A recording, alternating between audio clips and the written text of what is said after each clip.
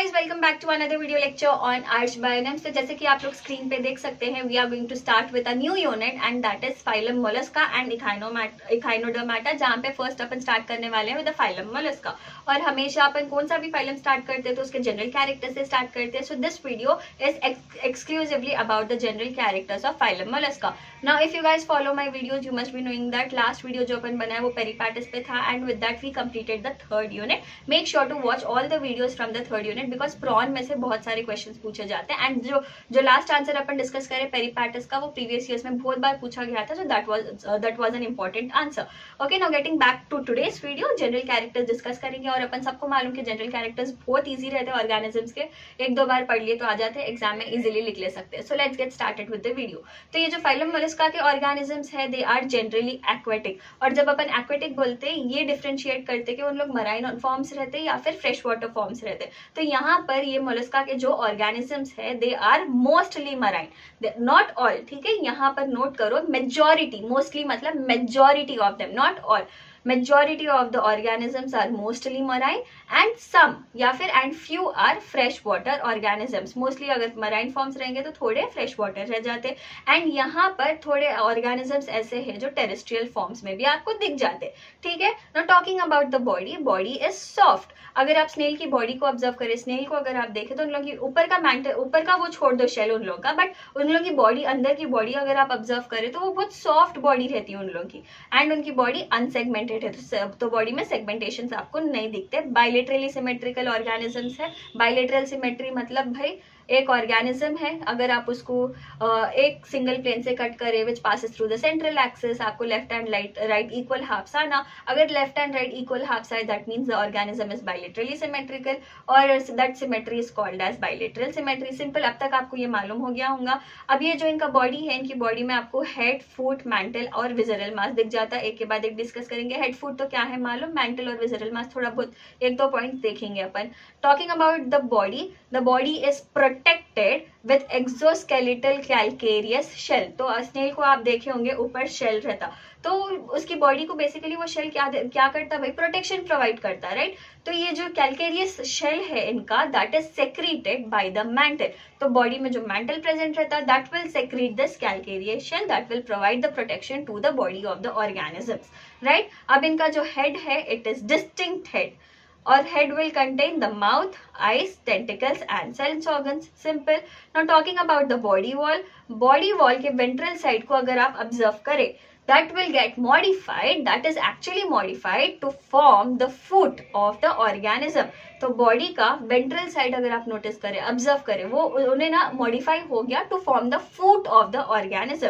Now next talking about the mantle is also called as pallium और pallium, जो आपको बोलना है बोलो। अब ये जो मैंटल है, that is basically the fold of the body wall and ये जो मैंटल है, that will leave space between itself and the main body. तो फोल्डिंग तो हो रहा है, but it will also leave space between itself and the main body and that is called as the mantle cavity. Simple, clear.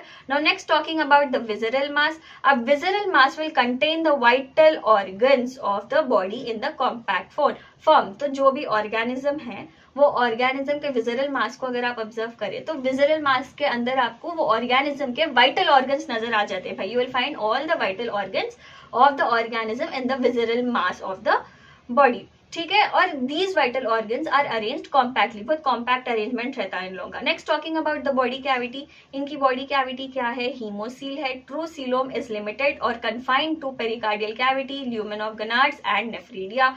Simple. Now talking about the digestive tract भी इनका simple रहता।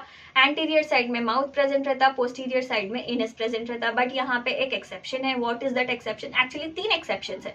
वो exception क्या है? Gastropods, scaphopods, cephalopods. ये जो क्या है, ये सब जो है ये क्लासेस है, वो क्लासिफिकेशन में अपन डिस्कस करते हैं। So these gastropods, scaphopods, cephalopods जो है ये क्लासेस है। इनके पास एनस पोस्टीरियर साइड में प्रेजेंट नहीं रहता, एनस एंटीरियर साइड में प्रेजेंट रहता। वो कैसा भाई, इनका जो इंटेस्टाइन है, it will take a U turn and it will get their anus to the anterior side. Simple. यहाँ पे 3 एक्सेप्शन है। क्या है? गैस्ट्रोपोड्स, स्कैफोपोड्स, सेफेलोपोड्स, इनका एनस पोस्टीरियर साइड में नहीं रहता, इनका एनस एंटीरियर साइड में रहता है। क्लासिफिकेशन में भी अपन डिस्कस करते हैं, तो ये सब चीजें याद रखो। I hope you guys are making notes along with me. अब इनका फेरिंग्स अगर आप देखें, फेरिंग्स में आपको एक रैस्पिंग ऑर्गन दिख जाता, दैट इज कॉल्ड एज रैड्यूला। अब ये रैड्यूला एक क्लास में नहीं है, व्हाट इज दैट क्लास? पेलिसाइपोडा। तो ये क्लास में आपको रैड्यूला नहीं दिखता फेरिंग्स में, बट रैड्यूला किस में हेल्प करता है भाई? जो भी फूड ऑर्गेनिज्म ले रहा अंदर, वो च्यू करने में, मैस्टिकेट करने में रैड्यूला हेल्प करता है, ठीक है। Now talking about the circulatory system next. Circulatory system usually तो ओपन टाइप रहेगा, यहाँ पर अगेन एक्सेप्शन है, that is cephalopods. The class Cephalopoda will not have open type of circulatory system, instead it will have a close type of circulatory system. Next talking about the respiratory organs. Respiration के लिए इनके पास numerous gills present रहते, जिसको अपन टिनिडिया भी बोल दे सकते। तो respiration के लिए मोलस्किन ऑर्गेनिजम्स के पास क्या है? They have gills which are also called as cnidia, and usually ये गिल्स को अगर आप ऑब्जर्व करें, उनके बेस में आपको एक स्ट्रक्चर दिख जाता है, दैट इज कॉल्ड एज ऑस्फ्रेडियम। ये जो ऑस्फ्रेडियम है दैट इज अ कीमोरिसेप्टर। ये जो कीमोरिसेप्टर ऑस्फ्रेडियम है वो यूजुअली केमिकल्स को टेस्ट करने में, सिल्ट और फूड पार्टिकल्स को पानी में टेस्ट करने में हेल्प करता, राइट जी। अब टेरेस्ट्रियल फॉर्म्स जो है उनके लिए रेस्पिरेशन गिल्स नहीं रहते, रेस्पिरेटरी ऑर्गन गिल्स नहीं रहते, उनके पास लंग्स अवेलेबल रहते for respiration. The terrestrial forms will have lungs for respiration. Next इनके पास देखो रेस्पिरेटरी पिगमेंट क्या है? Respiratory pigment is haemocyanin. अब ये ना CPZ 2023 में पूछा गया था। हीमोसाइनिन क्या है? So it is basically copper containing pigment which is blue in colour, ठीक है। तो फाइलम मोलस्का के ऑर्गेनिज्म के पास रेस्पिरेटरी पिगमेंट प्रेजेंट है, and that is the haemocyanin which is copper containing pigment and blue in colour. Simple. Excretory system यहाँ पे देखो, excretory system of these organisms consist of metanephridia, जो होती है one pair, metanephridia one pair present है, जो excretion में help करती है। Talking about the nervous system, you will find paired ganglia in the nervous system which are joined by transverse and longitudinal connectives and the nerves. Sexes are usually separate, मतलब male organism female organism अलग रहता है। Male organism के पास male reproductive structures, female organism के पास female reproductive structures रहते हैं, but some are hermaphrodite organisms. Now what do you mean by hermaphrodite? अब तक आपको मीनिंग मालूम रहना hermaphrodite का। hermaphrodite basically means ये ऑर्गेनिज्म है, ये ऑर्गेनिज्म के अंदर ही मेल रिप्रोडक्टिव ऑर्गन्स भी दिख जाते हैं एंड फीमेल रिप्रोडक्टिव ऑर्गन्स भी दिख जाते हैं। This is male and this is female, right. तो मेल और फीमेल रिप्रोडक्टिव ऑर्गन्स अगर एक ही ऑर्गेनिज्म में प्रेजेंट है उसको hermaphrodite बोलते हैं, या फिर other term we use for this is monoecious. और अलग और अगर सेक्सेस सेपरेट है तो उसको अपन डाइएशियस बोल देते हैं, right. Now next talking about the fertilization, आपको fertilization या तो internal दिख जाता या तो external fertilization दिख जाता। Talking about the development, development may be direct और development may be indirect।